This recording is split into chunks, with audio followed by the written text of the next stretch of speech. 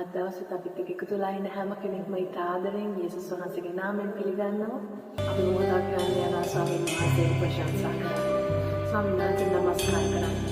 අපි සිටින ස්ථානයේ ඉඳන්ම අපි ස්වාමීන් වහන්සේට මේ වෙලාවේ නමස්කාර කරමු.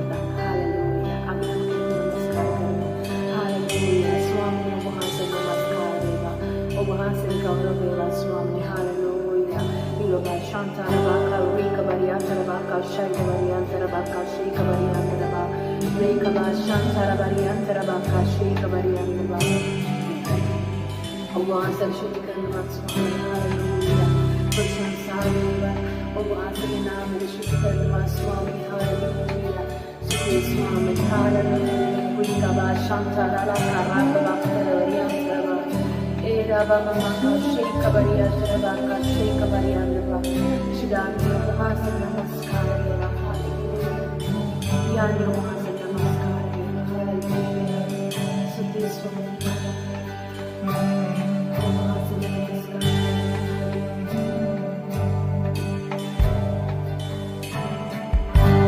Ramar kamin Karuna gunaya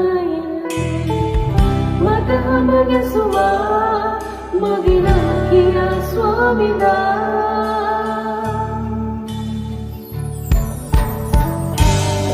Berakamin karuna gunain Magana Yesua magina kia swamina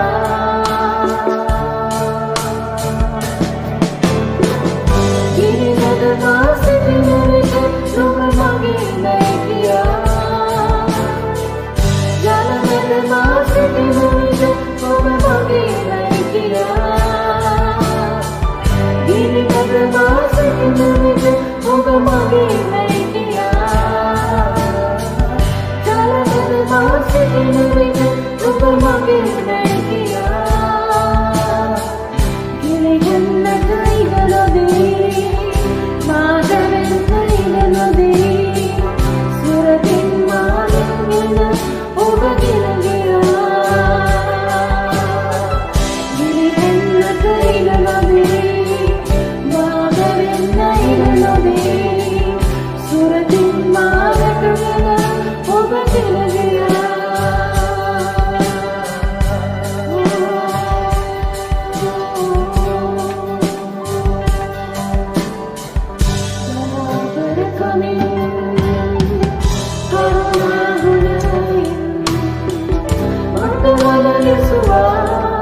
Magina kia swamina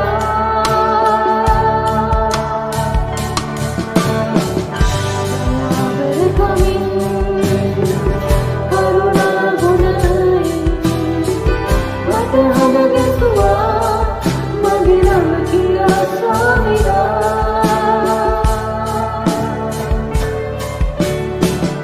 Diri nadamasi kinamika Sumber magi naikia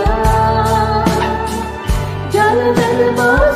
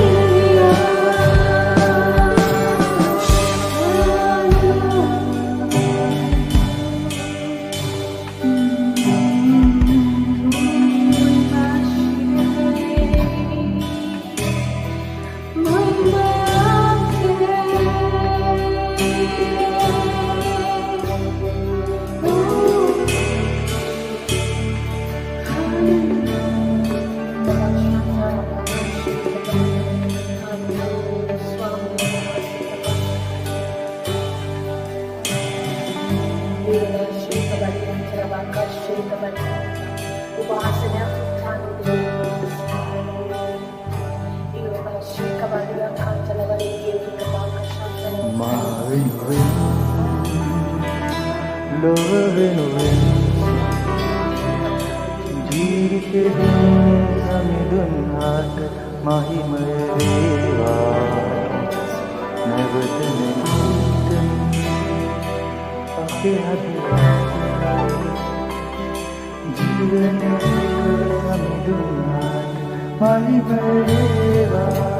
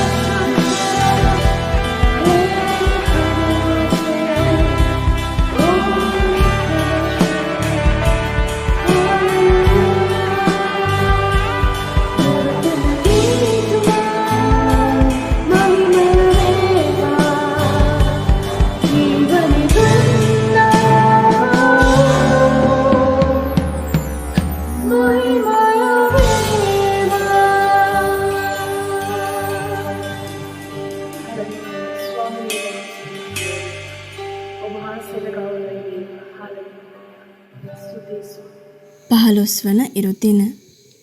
ඔබගේ නම වැදගත්ය. නුඹේ නාමය තවත් ආබ්‍රහම්යයි කියනු නොලබන්නේය. නුඹේ නාමය ආබ්‍රහම් වන්නේය. මක් නිසාද මම නුඹ බොහෝ ජාතීන්ගේ පියා කෙලිමි. උත්පත්ති 17:5. ඔබ ප්‍රතිචාර දක්වන නාමය ඔබගේ ඉරණම සමග ඍජු සම්බන්ධතාවයක් ඇත. ඔබගේ නාමය ඔබගේ ඉරණම සඳහා අරුතක් ගෙන දේ. දෙවියන් වහන්සේ බයිබලයේ සඳහන් වන සමහර පුද්ගලයන්ගේ නාමයන් උන්වහන්සේ ඔවුන් සඳහා වූ ඉරණම සමග සැසඳෙන ලෙස ඒවා වෙනස් කළේ මන්දැයි පැහැදිලි වේ. හොඳම උදාහරණය ආබ්‍රහම්ය. මුලින් ඔහු ආබ්‍රම් විය. ආබ්‍රම්හි තේරුම උසස් පියා හෝ ආරූඪ කරගත් පියාය. කාලය ගත වෙද්දී ඔහුට දරුවන් නොලැබුණි. නමුත් ඔහුගේ නිවසේ බොහෝ සේවකයන් උපන්හ. නමුත් එක් දිනක් ඔහුට ස්වාමින් වහන්සේ කතා කොට බලව මාගේ ගිවිසුම නුඹ සමගය. නුඹ බොහෝ ජාතීන්ගේ පියා වන්නේය. නුඹේ නාමය තවත් ආබ්‍රහම්යයි කියනු නොලබන්නේය. නුඹේ නාමය ආබ්‍රහම් වන්නේය. මක් නිසාද මම නුඹ බොහෝ ජාතීන්ගේ පියා කළෙමි. උත්පත්ති 17:4-5 දක්වා. කීසේක ආබ්‍රහම් දෙවියන් වහන්සේව විශ්වාස කර ෂණිකව ආබ්‍රහම් බොහෝ ජාතීන්ගේ පියා යන නාමයට ප්‍රතිචාර දැක්වීම ආරම්භ කළේය. තවත් එවැනි වැදගත් උදාහරණයක් වන්නේ යාකොබ්ය. ඔහුට යාකොබ් යන නාමය දෙන ලැබුවේ උපතේදී ඔහු ඔහුගේ සහෝදරයාගේ විලුඹ අල්ලාගෙන සිටි හේිනි. යාකොබ් යන්නෙහි තේරුම කපටියා හෝ රැවටිලිකාරයාය. ඔහුගේ නාමය සඳහන් ලෙසම ඔහු රැවටීමෙන් ඔහුගේ සහෝදරයාගේ උපන් උරුමය මවගේ උපකාරය ඇතිව ලබා ගත්තේය. කෙසේ වෙතත් ඔහු ස්වාමින් වහන්සේ සමග සම්මුඛ වූ කල ඔහුව ආශිර්වාද කිරීමට පෙර ඔහුගේ නම යාකොබ් රැවටිලිකාරයා ඊශ්‍රායෙල් එනම් දෙවියන් වහන්සේගේ කුමාරයා ලෙස නම වෙනස් කරන තුරු ඔහුට ආශිර්වාද කිරීමට දෙවියන් වහන්සේට නොහැකි විය. උත්පත්ති 32:27 අනතුරුව ඔහුගේ ඉරණම යහපත් අතට පරිවර්තනය විය. පේත්‍රස් අපෝස්තලතුමා ගැන සලකා බලන්න. ඔහු යේසුස් වහන්සේ වෙතට පැමිණීමට පෙර සිමියොන් යන නාමයට ප්‍රතිචාර දැක්වුවේය. එහි තේරුම සුළඟට වැනෙන බටගස අස්ථීර භාවය. සිමියොන් අස්ථාවර භාවයේ සිටි නමුත් යම් දවසක යේසුස් වහන්සේ ඔහුට පැවසුවේ මම නුඹට කියමි නුඹ පේත්‍රස්ය.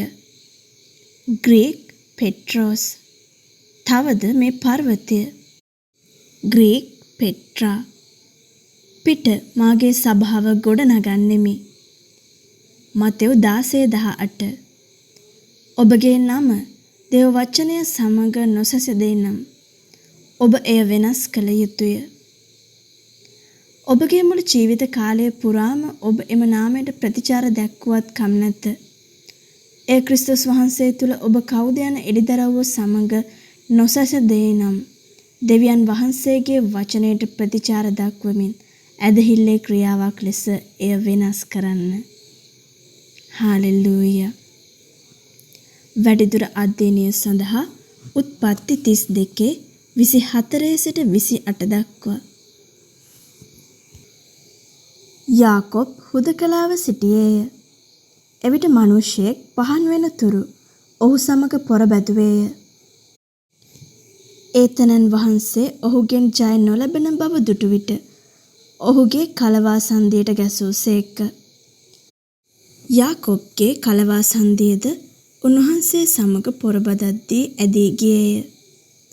උන්වහන්සේ කතා කොට පහන් වෙන බැවින් මායන්ට හැරපන්නයි කීසේක.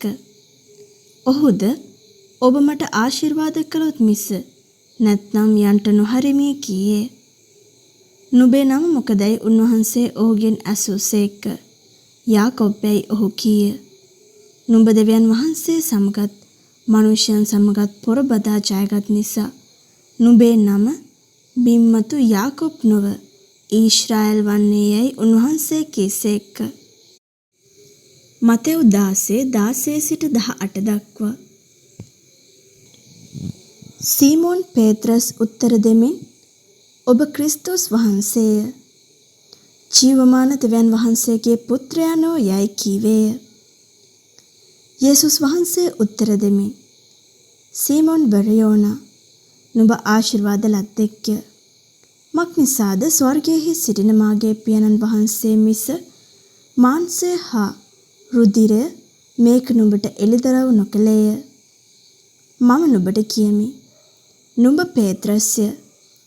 තවද මේ පර්වතයේ පිට මාගේ සභාව ගොඩනගන්නෙමි. පාතාලයේ දොරටු ඒක පරාජය නොකරන්නේය.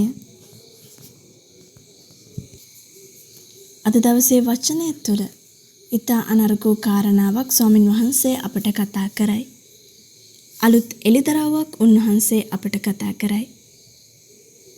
අපගේ ආරම්භක පාඨයෙහි පවසන්නේ ඔබගේ නම වැදගත් යන්නයි.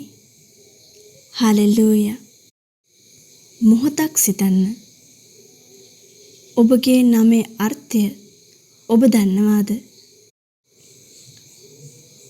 බොහෝ විට මනුෂ්‍යයන් තමන්ගේ නාමයේ නියම අර්ථය පිළිබඳ නිසි දැනුමකින් තොරව ජීවත් වෙති.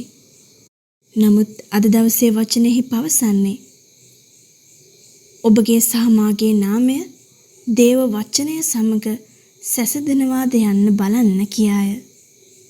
එසේ නොමැතිනම් දේව වචනය හා එකඟ නොවේ නම් දේව වචනය සමග නොසැසඳේ නම් ඔබ එය වෙනස් කළ යුතු බව අද දවසේ වචනය පවසයි. හාලෙලූයා.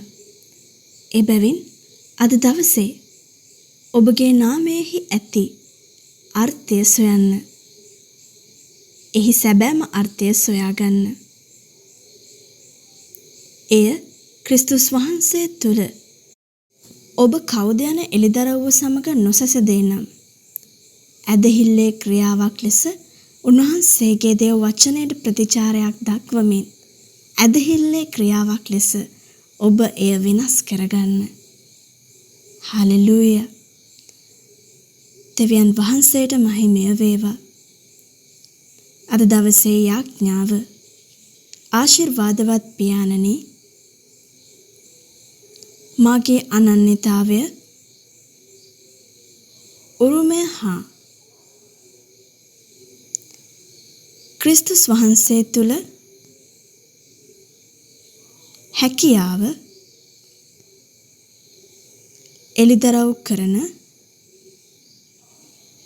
ඔබගේ වචනය නිසා ස්තුති කරමි. මාගේ ජීවිතයේ උදෙසා ඔබගේ කැමැත්ත මාහට එළිදරව් වී මාගේ ජීවිතය සඳහා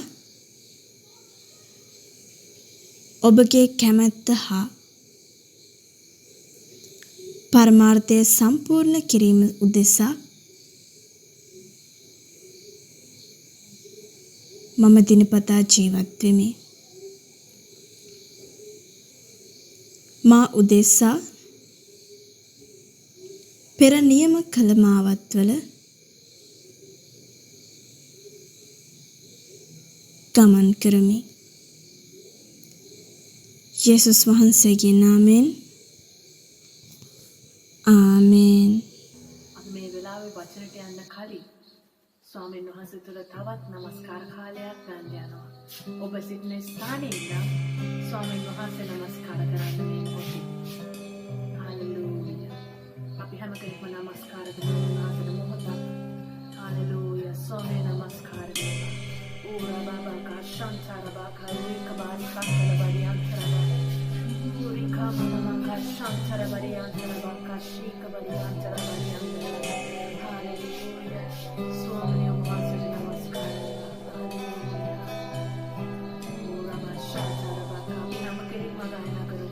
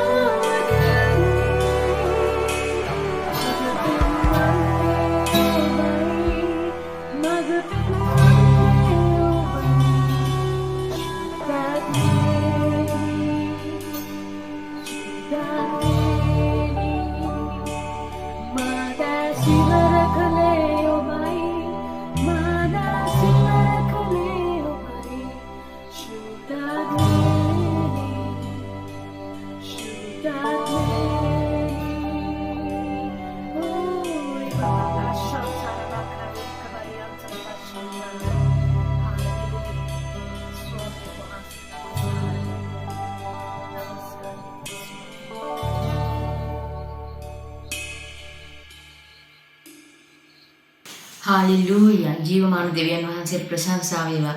අද දවසේ අපි උන්වහන්සේගේ සබත් දිනය සමරන දවස. අපේ දවස් 7ම සබත්. නමුත් අද දවසේ විශේෂයෙන්ම අපි දිනයක් තෝරගෙන සබතක් විදිහට සමරන්න යන දවස. ඉතින් අපි ශාරීරික වශයෙන් එක සබාවක් විදිහට එකතු වෙන්න නොලැබුණත් මේ විදිහට අපි එක ආත්මයෙන් එක හදවතින් ඒ වගේම එකම දේව වචනයෙන් අපි හැම කෙනෙක්ම එකතු වෙනවා. ඒ නිසා අද දවසේ මම විශ්වාස කරනවා අද දවසේ ශුද්ධාත්මයන් වහන්සේට ඔබ තුල තබන්න අවශ්‍ය දේ ඔබ ලබා ගනී කියලා ඒ ඒකාත්මික වූ මානසික තත්ත්වයක් සමග. ආමේන්. හොඳයි අද දවසේ අපි වචනේ වෙත යන්න සූදානම් වෙනවා. අද දවසේ මම කතා කරන්න බලාපොරොත්තු වෙන මාතෘකාව ඔබට සුපුරුදු මාතෘකාවක්. නමුත් මම විශ්වාස කරනවා ඔබට අලුත් වචනයක් වෙයි මේ දේ කියලා. මගේ මාතෘකාව තමයි ශුද්ධාත්මයන් වහන්සේගේ පූර්ණකම තුළ ගමන් කිරීම. ශුද්ධාත්මයන් වහන්සේගේ පූර්ණකම තුළ ගමන් කිරීම. අපි හැම කෙනෙක්ම කිතුණුවන් වශයෙන් අපිට ශුද්ධාත්මයන් වහන්සේව ලැබුණා. අපේ ජීවිතයේ අපි ලැබපු ඊටාම වටිනාම තිරණේ තමයි ශුද්ධාත්මයන් වහන්සේ. ශුද්ධාත්මයන් වහන්සේව ලබන්න අපි කාටවත් සුදුසුකමක් තිබුණේ නැහැ. ඒ වගේම දෙවියන් වහන්සේ ශුද්ධාත්මයන් වහන්සේව අපිට දෙද්දී අපි තුල ඇති සුදුසුකම් බැලුවෙත් නැහැ. උන්වහන්සේව අපිට ලැබුණේ එකම සුදුසුකම යේසුස් වහන්සේගේ පූජාව නම් වූ සුදුසුකම පමණයි. යේසුස් වහන්සේ අප වෙනුවෙන් පූජා වෙමින් මා උදෙසා ශුද්ධාත්මයන් වහන්සේව එවන්න කටයුතු කිරීම තමයි මට උන්වහන්සේව ලැබීමට අවස්ථාව ලැබුණු සිදුවීම. ඉතින් ඒ නිසා මේ වෙලාවේ අපි හැම කෙනෙක් යේසුස් ක්‍රිස්තුස් වහන්සේට ස්තුතිවන්ත වෙන්න ඕනේ. මක් නිසාද උන්වහන්සේගේ අනර්ග පූජාව නිසා උන්වහන්සේගේ දිව්‍යමය ආත්මය අපිට ලැබුණා. ඒ ආත්මය තමයි ඔබගේ ජීවිතේ ඊටාම වැදගත් සහ වටිනාම ලැබීම. ඔබගේ ජීවිතේ ලබන්න තිබෙන ලැබුණු හැම දෙයක් සලකලා බලද්දී ඔබට ලැබුණු ඊටාම වටිනාම තෑග්ග තමයි ශුද්ධාත්මයන් වහන්සේ ලැබීම. මේ ශුද්ධාත්මයන් වහන්සේ ලැබීම සහ උන්වහන්සේගෙන් පූර්ණ වීම කියන කාරණය අපි දන්නවා. නමුත් මම අද කතා කරන්නේ කාරණා දෙකම නෙවෙයි. ශුද්ධාත්මයෙන් පූර්ණව ඔබ උන්වහන්සේ සමග ගමන් කරන්නේ කොහොමද කියන එක. ශුද්ධාත්මයන් වහන්සේගෙන් පූර්ණභාවයක් නැතුව අපිට දෙවියන් වහන්සේත් එක්ක ගමන් කරන්නවත් කිසිම දෙවියන් වහන්සේගේ රාජකාරියක් කරන්නවත් බෑ. ශුද්ධාත්මයන් වහන්සේ නැතුව උන්වහන්සේව නොසලකා හරින්න අපිට මානසික විදිහට ක්‍රියාත්මක වෙන්න පුළුවන්. නමුත් දෙවියන් වහන්සේත් එක්ක සම්බන්ධ වෙමින් උන්වහන්සේගේ කිසිම රාජකාරියක් කරන්න අපිට බෑ. හේතුව දෙවියන් වහන්සේ ශුද්ධාත්මයන් වහන්සේ නැතුව ක්‍රියාකාරී නොවන නිසායි. ඒ නිසා දෙවියන් වහන්සේත් එක්ක එකතු වූ ජීවිතයක් ගත කරන්න, ඒ වගේම උන්වහන්සේට සේවය කරන්නත්, ඒ වගේම තව කෙනෙකුට දෙවියන් වහන්සේ ගැන කතා කරන්න අවස්ථාව ගන්නත් මේ කාරණා තුනේදීම ශුද්ධාත්මයන් වහන්සේ නැතුව අපිට කිසිම දෙයක් කරන්න බෑ. ඒ නිසා ශුද්ධාත්මයන් වහන්සේගේ පූර්ණකම තුළ අපි ගමන් කරන්න කොහොමද කියලා දැනගෙන ඉන්න අවශ්‍යයි. ඉතින් මම අද කතා කරන්න බලාපොරොත්තු වෙන්නේ ඔබ ශුද්ධාත්මයන් වහන්සේගෙන් පූර්ණ වෙනවා. එපිසෝඩේ අපි දැකලා තියෙනවා උන්වහන්සේගෙන් පූර්ණ වෙන්නේ කොහොමද කියලා. උන්වහන්සේට ස්තුති කිරීමෙන්, උන්වහන්සේ සමග දේව වචනේ කතා කිරීමෙන්, උන්වහන්සේ සමග උන්වහන්සේට ගායනා කිරීමෙන්, ඒ වගේම ඒ හිම් එහෙම නැත්නම් ඒ ගීතිකාවල් උන්වහන්සේට මුළු හදවතින් තනුව ලෙස ගායනා කිරීමෙන් මේ වගේ සරල දේවල් තුලින් ශුද්ධාත්මයන් වහන්සේගේ පූර්ණකම අපිට ලබන්න පුළුවන්. නමුත් උන්වහන්සේගේ පූර්ණකම තුළ ඔබ ගමන් කරන්න ඔබගේ දවසේ පැය 24ම කොහොමද කියලා ඔබ දැනගෙන ඉන්න අවශ්‍යයි. යේසුස් වහන්සේ පොළවට ආපු අරමුණ මොකක්ද කියලා අපි බැලුවොත් යේසුස් වහන්සේ පොළවට ආවේ නැහැ ඔබ උදෙසාවත් මා උදෙසාවත් මැරෙන්න. ඒ වගේම යේසුස් වහන්සේ පොළවට ආවේ නැහැ නිරයට යන්න. ඒ වගේම යේසුස් වහන්සේ පොළවට ආවේ නැහැ මාව පාපයෙන් ගලවන්න. යේසුස් වහන්සේ පොළවට ආපු එකේ අරමුණ නොවේයි මලවුන්ගෙන් නැගිටින්න. නමුත් යේසුස් වහන්සේ පොළවට ආවේ මොකටද? ඒක එක අරමුණක් උදෙසා තමයි උන්වහන්සේ පොළවට ආවේ. අපි බලන්න යනවා යොහාන් 10 වෙනි පරිච්ඡේදයේ 10 වෙනි පදය. සුද්ධෝ යොහාන් 10 වෙනි පරිච්ඡේදයේ 10 වෙනි පදයේ උන්වහන්සේ කියනවා සොරා ආවේ සොරකම් කරන්නටත් මරන්නටත් විනාශ කරන්නටත්. නමුත් මම ආවේ ඔවුන්ට ජීවනයේ අධික ලෙස ජීවනය දෙන්නටත් ජීවනය අධික ලෙස ලබන්නටත් කියලා. ඒතකොට යේසුස් වහන්සේ පොළවට ආව කාරණේ කුරුසේ මැරෙන්න නම් උන්වහන්සේ කුරුසේ මරණය සිදු කරලා පස්සේ උන්වහන්සේට අපව යන්න තිබුණා. නමුත් උන්වහන්සේ පොළවට ආපු කාරණය නිරයට යන එක නෑ යක්ෂයාගේ ආධිපත්‍ය විනාශ කිරීම නම් ඒ කාරණේ කළ උන්වහන්සේට ආපහු යන්න තිබුණ වැඩි ඉවරයි කියලා. නමුත් උන්වහන්සේ යොහාන් 10 වෙනි පරිච්ඡේදයේ 10 වෙනි පදේ කියනවා උන්වහන්සේ පොළවට ආපු කාරණේ ඊට වඩා වෙනස් දෙයක් කියලා. එනම් ඔවුන්ට ජීවනය ලැබෙන පිණිසත් ඒ අධිකව ලැබෙන පිණිසත් කියලා. එහෙනම් යේසුස් වහන්සේට පොළවට එන්න අවශ්‍ය වුණේ ප්‍රධානම කාරණය ඔබටත් මට ජීවනය දෙන්න. මොකද්ද මේ ජීවනය කියලා කියන්නේ? එනම් ශුද්ධාත්මයන් වහන්සේ. යේසුස් වහන්සේට ඕන වුණේ ශුද්ධාත්මයන් වහන්සේ පොළවේ ඉන්න මිනිසයාට ලබා දීමයි. යේසුස් වහන්සේගේ ආත්මයම ඌ ශුද්ධාත්මයන් වහන්සේ පොළවේ ඉන්න මිනිසයාට ලබා දීමෙන් යේසුස් වහන්සේට ඕන වුණේ අපි එක් ජීවියෙක් බවට පත් කිරීමයි. දෙවියන් වහන්සේත් මාත් අතර ඒකත්වයක්. අපි දෙන්න එක්කෙනෙක් බවට පත් කිරීමයි යේසුස් වහන්සේගේ අරමුණ උනේ. ඒක අධිකව දෙන්න, ජීවනය අධිකව දෙන්න, ශුද්ධාත්මයන් වහන්සේගේ වැගිරීම අධිකව තබන්න. ශුද්ධාත්මයන් වහන්සේ සමග අධික ජීවණයෙන් යුතුව ගමන් කරන. ඒක තමයි උන්වහන්සේට ඕමනා උනේ. නමුත් ශුද්ධාත්මයන් වහන්සේව පොළවට එවන්න බෑ. මිනිසෙක් පාපය තුල ගමන් කරද්දී ශුද්ධාත්මයන් වහන්සේව මිනිසෙක් තුළට ඇතුල් කරන්න බෑ. ඔය යක්ෂයාගේ ආධිපත්‍ය තුල ඉඳද්දී ශුද්ධාත්මයන් වහන්සේව මිනිසෙක් තුළට ඇතුල් කරන්න බෑ. ඔහු උන්වහන්සේව නොදැනගෙන සිටිද්දී. ඒ නිසා තමයි උන්වහන්සේට ඕන උනේ පොළවට ඇවිල්ලා දෙවියන් වහන්සේ ගැන සහ දේව රාජ්‍ය ගැන කියලා දෙන්න. පොළවට ඇවිල්ලා කුරුසියේ මැරෙන්න. පොළවට ඇවිල්ලා ජීවිතේ පූජා කළ උන්වහන්සේ නිරේට යන්නේ. යක්ෂයාගේ ආධිපත්‍ය නැවත උන්වහන්සේ අතට ගන්න.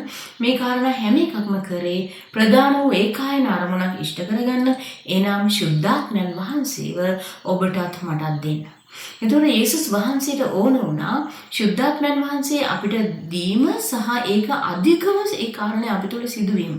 එනම් ශුද්ධාත්මයන් වහන්සේගේ පූර්ණ භාවය ලැබීමත් ඒ ලැබීම තුළ අපි ගමන් කිරීමත්. ඒ නිසා ශුද්ධාත්මයන් වහන්සේගෙන් පූර්ණ වුණා වූ ජීවිතයක් අපි ගත කරන්නේ කොහොමද කියලා අපි දැනගෙන ඉන්න අවශ්‍යයි. යොහාන් 10 වෙනි බයිබල් පදය තවදුරටත් විස්තරාත්මකව බලනකොට අපිට දැනෙනවා අපි තුළ තිබෙන වාතාවරණය කොහොම වුණත් අපි ගත කරන ජීවිතය කොහොම වුණත් මේ දේව වචනයත් එක්ක අපි බැඳුනොත් මේ දේව වචනේ අපිම කරගත්තොත් අපිට පුළුවන් අපි ගත කරන හැම දවසක්ම යහපත් දවසක් ලෙස ගත කරන්න. ජයග්‍රාහී දවසක් ලෙස ගත කරන්න. ඒ නිසා ශුද්ධාත්මයන් වහන්සේගේ පූර්ණ භාවය තුළ අපි ගමන් කරන්නේ කොහොමද කියලා ඉගෙන ගැනීම අපිට වැදගත් වෙනවා. ඒ නිසා උන්වහන්සේගේ පූර්ණ භාවය තුළ අපි ගමන් කරන්නේ කොහොමද කියලා අපි සලකලා බලමු. මම ඔබට කතා කරන්න කැමතියි ශුද්ධාත්මයන් වහන්සේගේ පූර්ණ භාවය තුළ ගමන් කරන්න ඔබට අවශ්‍ය සුදුසුකම් 3ක් ගැන. පළවෙනි සුදුසුකම තමයි ඔබ ශුද්ධාත්මයන් වහන්සේව ලබන්න අවශ්‍යයි. ඔබ දන්නවා පෙන්තකොස්ත දවසේදී උඩුමහල් රැස්වුණු 120 දෙනා මතට ශුද්ධාත්මයන් වහන්සේ පැමිණුණා. නමුත් ඒ උඩුමහලෙන් යට තව බොහෝ සෙනඟ රැස් වෙලා හිටියා. ඒ වගේම ඔවුන්ට ශුද්ධාත්මයන් වහන්සේ ලැබෙනවා සහ ලැබුණාට පස්සේ ඔවුන්ගේ හැසිරීම ගැන බොහෝ දෙනෙක් ඒ වෙලාව නිරීක්ෂණය කරමින් හිටියා. ඒගොල්ලෝ කිව්වා ඒගොල්ලෝ වීලා මත් වෙලා වගේ කියලා. ඒ කියන්නේ ඔවුන් ශුද්ධාත්මයන් වහන්සේ ලබනවා තවත් අය දකිමින් හිටියා. ඒතර මේ දකිමින් හිටිය අයට මතර ශුද්ධාත්මයන් වහන්සේ පහළ වුණේ නැහැ. නමුත් 120 දෙනා මතර ශුද්ධාත්මයන් වහන්සේ එක්කෙනෙක්වත් ගිලිහෙන්න නොදී 120 දෙනා මතටම උන්වහන්සේ පැමිණුණා. මේකට හේතුව මොකද්ද? මේකට හේතුව තමයි සූදානම් වීම. ශුද්ධාත්මයන් වහන්සේ ලබන්න සූදානම් වීම.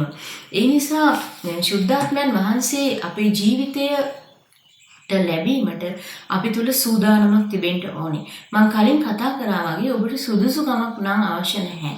නමුත් ඔබ තුල උන්වහන්සේ ලබන්න සූදානමක් අවශ්‍යයි. එනම් ඔබගේ කැමැත්ත සහ උන්වහන්සේට පැමිණීමට ඔබගේ ආරාධනය උන්වහන්සේට වෙතර දී තිබිය යුතුයි. මේ කතාව අහන බොහෝ දෙනෙක් ඔබ කිතුනවා. නමුත් ඔබ කිතුණු නොවන කෙනෙක් මේ කතාව අහනවා නම් ඔබ කැමති නම් මේ දෙවියන් වහන්සේගේ ආත්මය ලබන්න. ඔබට පුළුවන් උන්වහන්සේගේ ආත්මය ලබන්න සූදානම් වෙන්න. ඒකට සූදානම් වෙන්න තියෙන්නේ ඔබ උන්වහන්සේට කියන්න යේසුස් වහන්සේව ලබන්න, යේසුස් වහන්සේගේ ආත්මයන් වහන්සේ ලබන්න මම කැමතියි. ඒ නිසා ජේසුනි මම පිළිගන්නවා ඔබ වහන්සේව මගේ ජීවිතේට එකම ගැලවුම් කරු. එකම ස්වාමීන් වහන්සේ ඔබයි මගේ ජීවිතේ. ඒ නිසා මම කැමතියි ඔබ වහන්සේ මං විතර එනමඩ. ඔබ වහන්සේ මං විතර එන්න ශුද්ධාත්මයන් වහන්සේගෙන් මාව පූර්ණේ කරන්න. මම කැමතියි ඒ ආත්මයන් වහන්සේ ලබන්න. මෙන්න මේ කුඩා යාඥාව කිරීමෙන් ශුද්ධාත්මයන් වහන්සේ ඔබ තුළට ලබන්න ඔබට පුළුවන්. ඒ නිසා ඔබ සූදානම් වෙලා සිටියානම් ඔබ ශුද්ධාත්මයන් වහන්සේව ලබනවා ඒ ආරාධනය කිරීමේ යාඥාව තුළින්. මේ වෙනකොට ශුද්ධාත්මයන් වහන්සේව ඔබ ලබලා සිටින කිතුණුවෙක් නම් ඔබ උන්වහන්සේව අඳුනනවා නම් උන්වහන්සේගේ යහපත්කම ඔබ රසබලා අත්දැක තිබෙනවා නම් ඔබ පළවෙනි සුදුසුකම සම්පූර්ණ කරපු කිතුණුවෙක්. එනම් ශුද්ධාත්මයන් වහන්සේව ලබපු කිතුණුවෙක්. දෙවෙනි සුදුසුකම තමයි ඔබ ශුද්ධාත්මයන් වහන්සේ අනුව ගමන් කරන්න නම් ඔබ වචනයට අනුව ජීවත් වෙන්න අවශ්‍යයි. මොකද වචනයට අනුව ජීවත් වෙනවා කියලා කියන්නේ ඔබ බයිබලයේ බලන එක නන් නෙවෙයි. දේව වචනේ බලලා කමෙන්ට් එකක් ඔබේ ගෲප් එකට දාන එකම නෙවෙයි. එහෙම නැත්නම් යථාර්ථයේදී මම කියුව කියන එකම නෙවෙයි. ඔබ ලබාගත්තා වූ දේව වචනය ඔබගේ ජීවිතය තුළ ප්‍රායෝගිකව ක්‍රියාවට දමන්න අවශ්‍යයි. අන්න එහෙම ඔබ දේව වචනේ ප්‍රායෝගිකව ක්‍රියාවට දමන කෙනෙක් නම් ඔබ වචනයට අනුව ජීවත් වන කෙනෙක්. උදාහරණයක් හැටියට යොහාන් පළවෙනි පරිච්ඡේදයේ 16 වෙනි පදේ කියනවා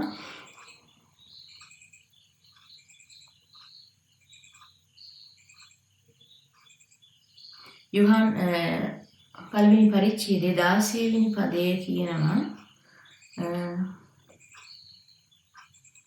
කුමක් හේින්ද උන්වහන්සේගේ පූර්ණ කමෙන් අපි සියල්ලෝම අනුග්‍රහය ලැබුමු කියලා. කුමක් හේින්ද උන්වහන්සේගේ පූර්ණ කමෙන්. ඒ කියන්නේ දෙවියන් වහන්සේ හැමදේම සම්පූර්ණ වුණා වූ කෙනෙක්. අන්න ඒ දෙවියන් වහන්සේව අපි ලැබීමෙන් උන්වහන්සේගේ පූර්ණකම අපි ලබනවා. ඒ ලැබීමෙන් අපි සියල්ලෝම අනුග්‍රහය ලැබෙමු. දෙවියන් වහන්සේව ලැබීමෙන් උන්වහන්සේගේ පූර්ණකම ලැබීමෙන් අපි සියලු දෙනාම අනුග්‍රහය ලැබපු අය. ඒ කියන්නේ යමෙක් කිතුණුවෙක් නම් උට අනුග්‍රහය තිබෙනවා. ඔබ උන්වහන්සේව ලැබපු කෙනෙක්. ඒ දේව වචනේ මෙනෙහි කරනකොට ඔබ දකින්න යනවා ඔබගේ ජීවිතය තුළ අනුග්‍රහය තිබෙන කෙනෙක් කියලා. දැන් ඔබ මොකද කරන්න අවශ්‍ය? ඒ අනුග්‍රහය ඔබ තුළ ක්‍රියාත්මක කිරීමට මේ වචනය ඔබ කතා කිරීම, ඒ වගේම ඒ ඔබට අවශ්‍ය සිදුවීම තුළ මේ වචනේ ක්‍රියාවට දැමීම ඔබ කළ යුතුයි. දෙවියන් වහන්සේගේ අනුග්‍රහය මට තිබෙනවා. මම දෙවියන් වහන්සේගේ පූර්ණත්වය ලැබපු කෙනෙක්. ඒ නිසා උන්වහන්සේගේ අනුග්‍රහය තුළ මට මේ වෙලාවේ ක්‍රියාත්මක වෙන්න පුළුවන්. මම අනුග්‍රහය තුළ ක්‍රියාත්මක වෙනවා කියන ඇදහිල්ල සයි මානසික තත්ත්වයේ සයි වචනේ කතා කිරීම තුළ ඔබට මේ වාතාවරණය වෙනස් කරන්න පුළුවන්. අන්න ඒ විදිහට ඔබ ලබා ගන්නා වචනේ එදිනෙදා ජීවිතයේදී ඔබ ක්‍රියාවට දාන්න අවශ්‍යයි. හේතුව වචනේ කියලා කියන්නේ වාක්‍යානෝ කියලා කියන්නේ යේසුස් වහන්සේ. ඒතර යේසුස් වහන්සේ සහ යේසුස් වහන්සේගේ ආත්මය කියලා කියන්නේ එක්කෙනෙක්. ඒතර යේසුස් වහන්සේ වැඩ කරන්නේ නැහැ ආත්මයන් වහන්සේ නැතුව. ආත්මයන් වහන්සේ වැඩ කරන්නේ නැහැ යේසුස් වහන්සේ නැතුව. ඒතර මේ දෙන්න එක්කෙනෙක්. යේසුස් වහන්සේත් ශුද්ධාත්මයන් වහන්සේත් එක්කෙනෙක්. ඒ නිසා අපි යේසුස් වහන්සේ නම් දේව වචනය ක්‍රියාත්මක කරන කියලා කියන්නේ ශුද්ධාත්මයන් වහන්සේ ක්‍රියාත්මක කරවීමටයි. ශුද්ධාත්මයන් වහන්සේ ක්‍රියාත්මක වන්නේ දේව වචනයත් සමග නිසා ශුද්ධාත්මයන් වහන්සේ සමග ගමන් කිරීම කියලා කියන්නේ වචනේ ගමන් කරවීමයි. ඒ නිසා මේ දෙන්න එකට එක්වූ දෙන්නෙක් නිසා යේසුස් වහන්සේ සහ ශුද්ධාත්මයන් වහන්සේ අපි දේව වචනයත් ශුද්ධාත්මයන් වහන්සේත් එකට සම්බන්ධ කරමින් තමයි උන්වහන්සේගේ පූර්ණකම තුළ ගමන් කරන්න අවශ්‍ය. අපි දේව වචනය නොසලකා හරිමින් ශුද්ධාත්මයන් වහන්සේගේ කරුණාව බලාපොරොත්තු වෙන්න බෑ අපිට. දේව වචනය ප්‍රතික්ෂේප කිරීමෙන් ශුද්ධාත්මයන් වහන්සේගේ අනුග්‍රහය තුල ගමන් කරන්න බෑ. දේව වචනේ අමතක කරමින් ශුද්ධාත්මයන් වහන්සේත් එක්ක ගමන් කරන්න බෑ. මොකද මේ දෙන්න එකට බද්ධ වූ දෙදෙනෙක් නිසා ශුද්ධාත්මයන් වහන්සේගෙන් පූර්ණ වුණා වූ ජීවිතයක් ඔබ ගත කරනවා නම් ඔබ තුල හැම විටම දේව වචනේ ක්‍රියාත්මක වන්නා වූ ජීවිතයක් ඔබට තියෙන්නම අවශ්‍යයි. අපි බොහෝ දෙනෙක් හිතනවා දෙවියන් වහන්සේ හරිම ප්‍රතිචාර දක්වන අපේ යාඥාවට කියලා. මම කියන ඒ කතාව වැරදි කියලා. දෙවියන් වහන්සේ ප්‍රතිචාර දක්වන්නේ ඔබේ යාඥාවට නෙවෙයි, ඔබේ යාඥාව තුළ තිබුණා වූ ඇදහිල්ලටයි. උන්වහන්සේ ප්‍රසන්න අපි ඇදහිල්ලෙන් යුක්තව ක්‍රියාත්මක වෙනවටයි. මම ඉල්ලා සිටිනවා ඔබෙන් ඕන නම් ඔබ බලන්න ඇදහිල්ල නැති යාඥාවක් එක දිගට කරලා ඔබට උත්තර තියෙද කියලා.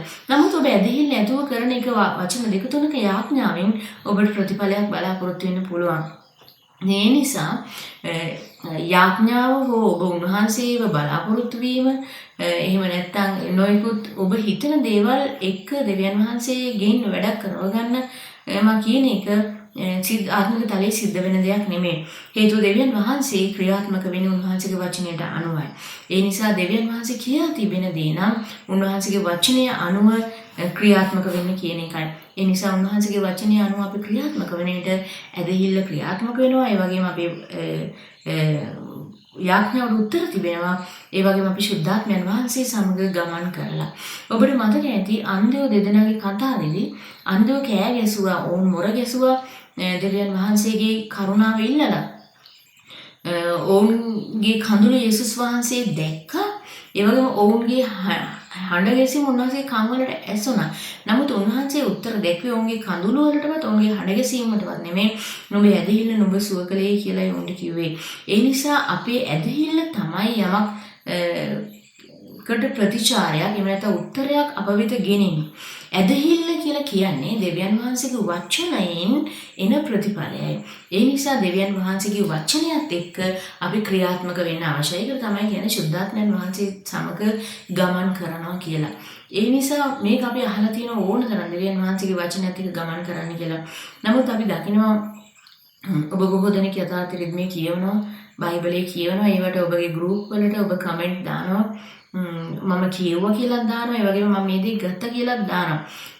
අපි උදාහරණයක් හැටියට හිතමු සුභාරංචි ගැන පණිවිඩයක් අද යථාර්ථ රිද්මේ තිබුණේ. ඒතර ඔබ කමෙන්ට් එකක් දානවා මම දෙවියන් වහන්සේගේ සුභාරංචි ප්‍රකාශ කරන්නේ. මම හැම කෙනෙකුටම සුභාරංචි ප්‍රකාශ කරනවා. මම ඒ තුල බලවත් ලෙස ක්‍රියාත්මක වෙනවා කියලා. නමුත් ඒකේ ඒ දවසේ කියවලා ඔබට ඒක ඔබගේ මනසින් ගිලිහෙනවා. ඔබ ඊළඟ දවසේ පණිවිඩයට යනවා. ඊළඟ දවසේ ඉන්නේ වෙනත් පණිවිඩයක්. ඒතර ඔබ මේ වෙනත් පණිවිඩය කියලා කමෙන්ට් එකක් දානවා. ඊයේ ඔබ උන්වහන්සේට වෙච්ච පොරොන්දුවවත් ඔබ ගෲප් එකට දාපු පණිවිඩයවත් ඔබට මතක නැහැ. මෙන්න මේ විදිහට අපි උන්වහන්සේගේ වචනය තුල ක්‍රියාත්මක වීම අපේ අතින් බොහෝ විට අතපසු වෙනවා. ඒ නිසා අපි කිතුණු ජීවිත සාමාන්‍ය ආකාරයෙන් ගත කරනවා. බොහොම සරල දිවි පෙවෙත්මක් තුල ගත කරනවා. නමුත් යේසුස් වහන්සේ යෝහන් 10:10 කිව්වේ මම ආවේ උන්ට ජීවනය දෙන්න එක අධිකව දෙන්න කියලා. ඒතර යේසුස් වහන්සේගේ බලාපොරොත්තුව තමයි ඔබ ශුද්ධාත්මයන් වහන්සේගෙන් පූර්ණ වුණා වූ ශුද්ධාත්මයන් වහන්සේගේ අධික වූ ජීවනයක් තුල හැම දවසකම ගත කිරීම. ඒ නිසා හැම දවසකම ඔබට යහපත් විය යුතුයි. හැම දවසක්ම සුපර්නැචරල් එහෙම නැත්නම් ස්වභාව උත්තර ලෙස ඔබ ගමන් කරන්න අවශ්‍යයි. හැම දවසකම ඔබට සාක්ෂි තියෙන්න ඕනේ. හැම දවසකම ඔබගේ ජීවිතේ හාස්කම් තියෙන්න ඕනේ.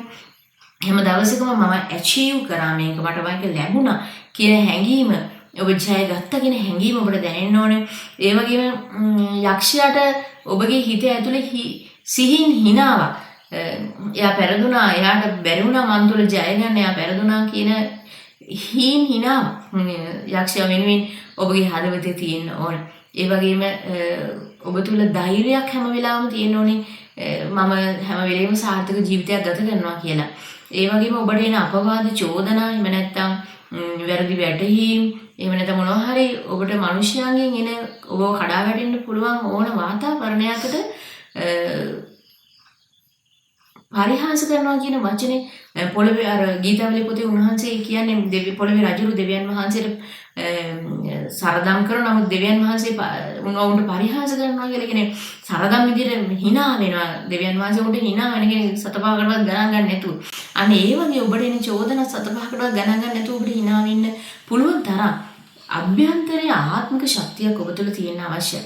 එතකොට මෙහෙම තියෙන්නේ ශුද්ධාත්මයන් වහන්සේගේ පූර්ණකම තුල ඔබ ගමන් කරන විට. ඒතර පළවෙනි සුදුසුකම ඔබ සම්පූර්ණ කළ කෙනෙක්. එනම් ශුද්ධාත්මය ලැබුණු කෙනෙක්. දෙවෙනි සුදුසුකම තමයි ඔබ වචනයට අනුව ගමන් කිරීම, වචනේ ක්‍රියාවට දැමීම. ඒක ඔබ සම්පූර්ණ කරන්න දවස් පතාම වෙහෙස ගත්තා වූ කිතුණුවෙක් වෙන්න ඕනේ. තුන්වෙනි කාරණේ තමයි ඔබ දැකලා ඇති walk in the spirit කියලා තියෙනවා. ඒ වගේම walk with the love කියලා තියෙනවා. ඒ කියන්නේ ආත්මයන් වහන්සේත් එක්ක ගමන් කරනවා වගේම අපි තව ගමන් කළ යුතු දෙයක් තියෙනවා. ඒක තමයි ප්‍රේමය. ප්‍රේමයෙන් ගමන් කිරීම.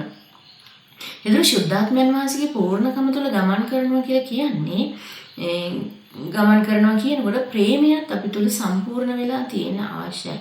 මොකද උන්වහන්සේ කියනවා ප්‍රේමයට හැර කිසි දෙයකට ණය වෙන්න එපා කියලා. ඒතර ඒකෙන් අදහස් වෙන්නේ අපි ප්‍රේමයට හැමෝටම ණයයි කියන එකයි. ඒ නිසා ඒ ණය අපි හැම කෙනෙකුටම ගෙවන්න ඕනේ. අපේ සතුරන්ට ඒ ණය ගෙවන්න ඕනේ.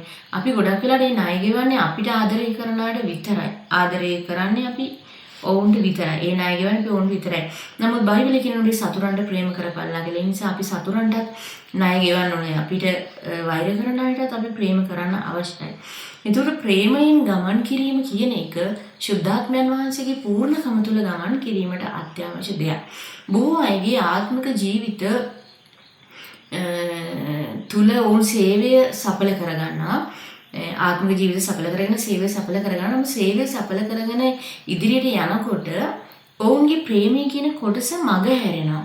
ඒව මග හැරුණාම ඔවුන් සේවය කරන උදව්කමෙන් උදාහරණයක් හැටියට තමන්ට ලැබුණු දීමනා සහ වරප්‍රසාද නිසා උදව් වෙනවා. සේවයේදී අපිට ලැබුණු උසස් තනතුරු නායක තනතුරු නිසා අපි උදව් වෙන්න පුළුවන්. ඒ වගේම අපි ඉන්නා වූ ස්ථානයේ තියෙන බලවත් ස්වභාවය, ඒ කියන්නේ බලය අපිට අනිත් අයව සමහරලාට වචනෙන් පාලනය කරන්න පුළුවන්, අනිත් අයට විධිවිධාන දෙන්න පුළුවන්, වැඩ බෙදලා දෙන්න පුළුවන්. ඒ වගේ අපි ඉන්නා වූ ඒ ස්ථානයේ තිබෙන අධිකාරී බලය මත අපි තුළට උදව්කම පැමිණෙන්න පුළුවන්. ඒතකොට මේක බොහොම ඉක්මනට අපි තුළට පැමිණෙන්න පුළුවන්කම තියෙන්නේ ඒක සාතන් බොහෝ විට අපි තුළට තල්ලු කරන්න උත්සාහ දරමින් සිටින නිසායි. හරියට ඒක වතුර පීල්ලකින් වතුර එනකොට මොකක් හරි ලෑල්ලක් හරි තියලා ආපහු ඒක එහාටම යන්න තල්ලු කරන්නේ. තල්ලු කරනවා වගේ අපි තුලින් ගලා යන ප්‍රේමය එළියට විසි වෙලා ඒ වෙනුවට උඩුම්කමක් අපි තුළට එන්න සාතන් එළියේ ඉඳලා මොන හරි ආවරණයක් යොදනවා වගේ උත්සාහයක් සාතන් නිතරම යොදනවා. ඒ මොකද ඒක සාතන්ට පුරුදුම වැඩිපුරම පුරුදු පාපේ නිසා. එයා ස්වර්ගයේදීත් එයා වැටුනේ උඩුම්කම නිසා. ඒතකොට එයාට ඕන උනේ උඩුම්කම තුල ගමන් කරමින් දෙවියන් වහන්සේවත් අභිභවා යන. නමුත් ඒක එයාට ඉන්න තැනට සුදුසු දෙයක් නෙවෙයි. එයා දෙවියන් වහන්සේට විරුද්ධව පව් කළ ස්ථානයේදී. එතකොට එයාට පුරුදු පාපය, එයා වැටුණා වූ පාපය එයා නිතරම උත්සාහ කරනවා කිතුණු දරුවන් තුලට ඇතුල් කරන්න. ඉතින් ඒ නිසා අපි මෙතනදී ප්‍රවේශම් වෙන්න ඕනේ. උදව්කම අපි තුලට ඇතුල් වෙන්න අවසරයක් ලැබෙන්නේ ප්‍රේමය අපි තුලින් ගිලින කොටයි. ඒ නිසා උන්වහන්සේගේ ආත්මයන් වහන්සේගේ එක චරිත ලක්ෂණයක්, ප්‍රධානම චරිත ලක්ෂණය තමයි ප්‍රේමය කියන එක. ඒතකොට මේ ප්‍රේමයත් එක්ක තමයි අනිත් චරිත ලක්ෂණ ඒ තුලින් තමයි ගමන් කරන්නේ. ඒ නිසා මේ ප්‍රේමය කියන වචනය අපි තුල සාර්ථක කරවන්න අවශ්‍යයි. ඇත්තටම අපි හිතන ප්‍රේමය කියන එක අපි බොහොම හැලුවට සලකනවා. උදාහරණයක් විදිහට අපි හිතනවා අපි හැමෝටම ආදරෙන් සලකන බව අපි හැමෝටම පෙන්වන්න ඕනේ කියලා. ඒ නිසා අපි කාට හරි කෝල් එකක් අරගෙන යනවා. ඉතින් කොහොමද ඔයාලට කියලා. එතකොට ඒ අහන්නේ ඔබ සැබෑ වූ හදවතකින් නම් ඔහුගෙන් අහන්නේ සැබෑ වූ ප්‍රේමයකින් නම් ඔහුගෙන් උත්තරයක් ලැබෙන්නකොට ඒ උත්තරයත් එක්ක ඔබ බලන්න අවශ්‍යයි මගෙන් මොනවද එයාට කෙරෙන්න ඕනේ කියලා. නමුත් එහෙම නොවන බව අපි තුලම අපිට පරීක්ෂා කරගන්න අපිට පුළුවන්. අපි බොහොම කලබලයටපත් වෙලා අපි දෙවෙනි වචනේත් අහනවා ඉතින් කොහොමද ඔයාට කියලා අහලා මේක නෙවෙයි කොහොමද ඔයාගේ පුතා දැන් ඔයාගේ මල්ලි රට ගියාද? එහෙම නැත්නම් ඔයාට මේ දේ වුණාද? මේක නොවුණාද? ඔයාට මේ වගේ තත්වයකද යන්නේ? ඒ වගේ වෙනත් ප්‍රශ්නයක් අපි අහනවා. අපිට ඕනේ ඔවුන්ට ඇත්තටම ඔහුගේ තත්ත්වය බලනකොට සැලකීමට වඩා ඔහුගේ ඕක දූපයක් එහෙම නැත්නම් ඔහු දැන් වැඩිලාද? එහෙම නැත්නම් එයා දැන් අපිට සතුටු වෙන කාරණයක් එයා තුළ අපිට සතුටු වෙන පිණිස ඔහු තුළ අයහපත් කාරණයක් වෙලාද කියලා තොරතුරක් ලබා ගැනීමේ අදහසක්ද කියන එක අපි තුළම පරීක්ෂා වෙනවා අපි අහන දෙවෙනි ප්‍රශ්නේ. ඒ හින්දා අපි අපේ හදවත් සෝදිසි කරගන්න ඕනේ සුද්ධාත්මයන් වහන්සේගේ පූර්ණකම තුළ ගමන් කරනකොට අපි අනිත් අයට ප්‍රේම කරන්න අවශ්‍යයි. මොකද ඇත්තටම මේ ප්‍රේම කරනවා කියලා කියන්නේ යමෙක් තුළ ක්‍රිස්තුස් වහන්සේව සම්පූර්ණ කරනු පිණිස උඩ උපකාර කිරීමයි. ප්‍රේම කියලා කියන්නේ යමෙක් තුළ ක්‍රිස්තුස් වහන්සේව සම්පූර්ණ කරන පිණිස අපි උඩ උපකාර කිරීමයි. එහිදී අපි ඔහුගේ ආත්මික ජීවිතය සාර්ථක කරගන්න ඇත්තටම ගොඩක් උපකාර කරන්න අවශ්‍යයි. ඔහුට යාඥා කරන්න තියෙන බාධක ඉවත් කරන්න, ඔහුට දේව වචනය තුල ගමන් කරන්න තියෙන බාධක ඉවත් කරන්න, ඒ වගේම ඔහුට සභා රැස්වීම වලට සහභාගී වෙන්න, ඔහුගේ ආත්මික ජීවිතේ පෝෂණය වෙන්න අවශ්‍ය හැම දෙයකට ඔහු යොමු කිරීම, ඒ වගේම ඒ දේවල් වලට යොමු වෙන්න බැරිව ඔහු තුල භෞතික බාධාවක් හරස් වෙලා තියෙනවා. උදාහරණයකට මුදල් ප්‍රවාහණය, නැදැන්ගින් වෙන බාධාවල්, නැත්නම් සිත් රිදවීම, කලකිරීම වගේ දේවල්, නැත්නම් උඩ ලෙඩක් මොන හරි ප්‍රශ්නයක්. අන්න ඒ දේවල් වලට අපේ උත්තරේ සුද්ධාත්මයන් වහන්සේගේ උත්තරේ උඩ ලබා දෙන එක, අපේ උපකාරය උඩ සහයෝගය උඩ ශක්තිමත් කරන එක, අන්න ඒක තමයි ප්‍රේම කිරීම කියලා කියන්නේ. ඒව නැතුව මතු පිටින් අපි වචන වලින් ඔහුගේ සිත් දිනා ගැනීම නෙවෙයි. මනුෂ්‍යයන්ව සතුටු කිරීම නෙවෙයි. මනුෂ්‍යයන්ව සතුටු කරන්න දෙවියන් වහන්සේව සතුටු කරන්නේ නැහැ. මොකද මනුෂ්‍යව සතුටු වෙන්නේ නිතරම යහපත් දෙයට නෙවෙයි. ඔවුන්ට ඒ අවස්ථාවට අවශ්‍ය දේ ලබා ගැනීමෙනු. ඒ නිසා අපි කරන්න ඕනේ අවස්ථාවට ඔවුන්ට හිත කැමති වෙන දේ ලබා දීම නෙවෙයි.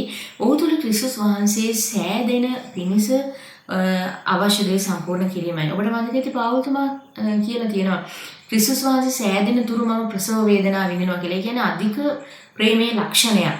ඒතර එවැනි වේදනාවක් දරනවා වුන් තුල ක්‍රිස්තුස් වහන්සේව සෑදෙන පිණිස කියලා. ඉතින් පාවුල්තුමාට එවැනි වේදනාවක් තිබෙනවා නම් ඔබට මට තිබෙන අපි ගැන අපිට සෑහීමකටපත් වෙන්න පුළුවන්. අපිට තිබෙනවද මිනිසෙක් ගැන එවැනි හැඟීමක්? ඔහු ක්‍රිස්තුස් වහන්සේ වෙතට දිනා ගැනීම හෝ දිනාගත් ඔහුව උන්වහන්සේ තුල ශක්තිමත් කරමින් ඔහු ඉදිරියට ගෙන යාම ගැන උවමනාවක්. අන්න ඒක තමයි ප්‍රේමයෙන් ගමන් කිරීම කියලා කියන්නේ. ප්‍රේමයෙන් ගමන් කරන මිනිසෙක් තව කෙනෙකු නොයැටෙනු පිණිස බොහෝ ඉවසනවා. ප්‍රේමයෙන් ගමන් කරන මිනිසෙක් තව කෙනෙකු බාධාවටපත් නොවන පිණිස බොහෝ ඉවසනවා. ප්‍රේමයෙන් ගමන් කරන මිනිසෙක් තව කෙනෙකුගේ ආත්මික ජීවිතය ආරක්ෂා වෙන පිණිස බොහෝ දේවල් දරා ගන්නවා. ඉතින් සමහර දේවල් දෙවියන් වහන්සේ විතරයි දන්නේ. කිසි මිනිසෙක් නොදැනම ඔහු දරාගෙන තිබෙනවා. මේ ප්‍රේමයේ ලක්ෂණ ඔබ තුල තියෙනවා නම් ඔබ සුද්ධාත්මයන් වහන්සේත් එක්ක ගමන් කරනවා. අනිත් පැත්තෙන් සුද්ධාත්මයන් වහන්සේත් එක්ක ඔබ ගමන් කරන අවධානයෙන් සිටින කෙනෙක් නම් ඔබ අනිවාර්යයෙන්ම ප්‍රේමය සම්පූර්ණ කරන කෙනෙකු වෙනවා. මේ ප්‍රේමය තමයි ඔබ තුල හාස්කම් කරන්නේ. ඒ වගේම ඔබ තව කෙනෙකුට සේවය කරන්න යද්දී ඒ සේවය තුල හාස්කම් සිදු වෙන්නේ ඔබ මේ ප්‍රේමයේ කොටස සම්පූර්ණ කරද්දී. ඒ නිසා මම ඔබට මේ වෙලාව මතක් කරනවා ඔබ සුද්ධාත්මයන් වහන්සේත් එක්ක ගමන් කරන ජීවිතයක් කියලා කියන්නේ දේව වචනේ ක්‍රියාවට දමමින් ඒ වගේම ප්‍රේමයෙන් උන්වහන්සේත් එක්ක ගමන් කිරීමයි. දැන් අපි පොඩි කාරණා තුනක් බලන්න යනවා. සුද්ධාත්මයන් වහන්සේ සමග ගමන් කරන්න ඔබට තිබෙන බාධාවල් මොනවද කියලා. සුද්ධාත්මයන් වහන්සේත් සමග ගමන් කරන්න ඔබට තිබෙන බාධාවල් මොනවද කියලා. පළවෙනි බාධාව තමයි ඔබගේ අයිතීන් ඉල්ලමින් ඔබ යමෙකුට සමාව නොදී සිටීම. ඔබගේ අයිතීන් ඉල්ලමින් ඔබ යමෙකුට සමාව නොදී සිටීම. උදාහරණයක් ඇරෙන්න යාමට සල්ලි වගේක් දෙන්න තියෙනවා. ඒ නිසා මට ඒකට මං හරි හිතේ අමාරුවෙන් ඉන්නේ. යා මට ඒ සල්ලි ටික දුන්නේ නැති නිසා. ඔබගේ අයිතියක් ඔබට ඒක ලබා ගන්න ඕනේ. නමුත් ඒ අයිතිය ඔබ ලබා ගැනීම වෙනම කාරණයක්. ඒක ඇපේට තියලා ඔබ උඩ සමාව නොදී සිටිනවා. සමහරට ඔබගේ දෙයක් ඔහු අත්පත් කරගෙන වෙන භෞතික දෙයක්. එතකොට ඒක ඔහු ලබාගෙන සිටින නිසා ඔබට නොදී සිටින නිසා ඔබ උඩ සමාව නොදී ඉන්නවා. එතකොට ඒක සාධාරණ කාරණයක්. ඔබට ඒ දේ නැවත ලැබිය යුතුයි. නමුත් ඔබ ඒ වෙනුවට ඒ කාරණේ ඇපේට තියලා ඔබ සමාව නොදී සිටිනවා. එතකොට ඔහු ඔබට නොදී සිටින කාරණයට වඩා එනම් මේ භෞතික දෙයට වඩා ඔබ ඔහුට නොදී සිටින කාරණේ එනම් සමාව කියන එක ගොඩක් වැඩි. ඒ නිසා ඔබට ඔබගේ අයිතිය කුඩායි සමාව ඉදිරියේ. සමාව විශාලයි. ඒ නිසා ඔහු ඔබට දෙන්න තියෙන්නේ පොඩි දෙයක් හැම විටම. ඔබ නොදී තිබෙන්නේ ලොකු දෙයක් හැම විටම. ඒ නිසා ඔබට ඔහු දෙන්න තිබෙන දේ කොච්චර විශාල වුණත් ඊට වඩා ඉහළින් ඔබ සමාව නොදුන්නොත් ඔහු ඔබට කුඩා දෙයකුයි නොදී සිටින්නේ. නමුත් ඔබ ඔහුට විශාල දෙයක් නොදී සිටිනවා. මම මේ කියන ආත්මික කාරණා ඔබට තේරෙනවා කියලා මම විශ්වාස කරනවා. ඒ නිසා ඔබයි ණය. සමාව නොදී සිටියොත් ඔබයි ණය. එතකොට මම ඔබට ආරාධනා කරන්නේ මීට වඩා ඉහළ වූ මානසික තත්ත්වයක් තුල ඔබ ගමන් කිරීම. ඔබ යමකට චෝදනා කරනවා නම් මට මේ දේ ලැබුණ නැති නිසා මම යාට සමාව දෙන්නේ නැත්තේ කියලා මම ඔබෙන් අහනවා යේසුස් වහන්සේ ඔබට චෝදනා කීයක් කරාද මේ වෙනකොට කියලා. යේසුස් වහන්සේ කියලා කියන්නේ අපේ මුළු ජීවිත කාලෙම කවමදාකවත් කිසි කාලයක අපිට චෝදනා නොකරන කෙනෙක්. ආමීන්. දෙවෙනි කාරණාව ශුද්ධාත්මයන් වහන්සේගෙන් පූර්ණ වූ ජීවිතයක් ගත කරන තිබෙන බාධාවක් ලෙස තිබෙන දෙවෙනි කාරණාව තමයි තෘෂ්ණාව. තෘෂ්ණාව කියලා කියන්නේ ක්‍රිස්තුස් වහන්සේ සමග තිබෙන සම්බන්ධතාවය බිඳහෙළමින් ඔබ තුල වෙනත් යමක් උදෙසා ඔබගේ මනස ප්‍රමුඛ වීම තමයි තෘෂ්ණාව කියලා කියන්නේ. එතකොට මොනවා හරි දෙයකට ඔබගේ මනස වඩා වැඩියෙන් ඇදිලා යනවා වගේ ඔබට දැනෙනවා නම් යේසුස් වහන්සේ සමග තිබෙන සම්බන්ධතාවයත් ඒ වැටකඩලු බිඳ දාගෙන යනවා වගේ තේරෙනවා නම් ඔන්න ඔබ ඒ තෘෂ්ණාවේ අවස්ථාවකට ඇතුල් වෙලා තිබෙනවා. මෙතෙන්දී අපි ප්‍රවේශම් වෙන්න ඕනේ හේතුව තෘෂ්ණාව පිළිසිඳ ගත්තාම පාපය වදන්නේ කියලා යාකෝබ පොතේ කතා කරනවා. ඒතර ඔබ තුළට තෘෂ්ණාව ආවම ඒක සම්පූර්ණ වෙන්නේ පාපය කියන ප්‍රතිඵලය ඇතුව. ඒ නිසා තෘෂ්ණාව අපි සැලකිලිමත් විය යුතු දෙයක්. දැන් තෘෂ්ණාව ඕන කෙනෙකුගේ හදවත තුළ තියෙන පුළුවන් තෘෂ්ණාව සිතුවිලි. සමහර අයට මුදල් ගැන තෘෂ්ණාව තියෙන පුළුවන්. සමහර අයට වෙනත් භෞතික දේවල් ගැන තෘෂ්ණාවක් තියෙනවා. සමහර අයට බලය ගැන තෘෂ්ණාවක් තියෙන පුළුවන්.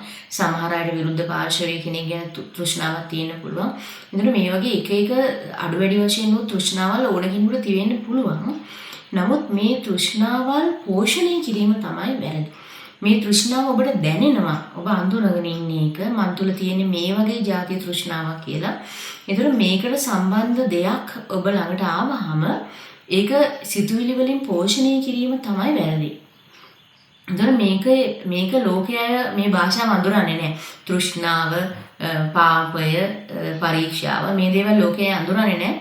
නමුත් ලෝකයේ මේක නන්දාගෙන මේ සිද්ධිය අඳුරගෙන තිබෙනවා. ඒ නිසා ඒගොල්ලෝ කියන ආකර්ෂණ නීතිය කියලා ඔබ අහලා ඇති.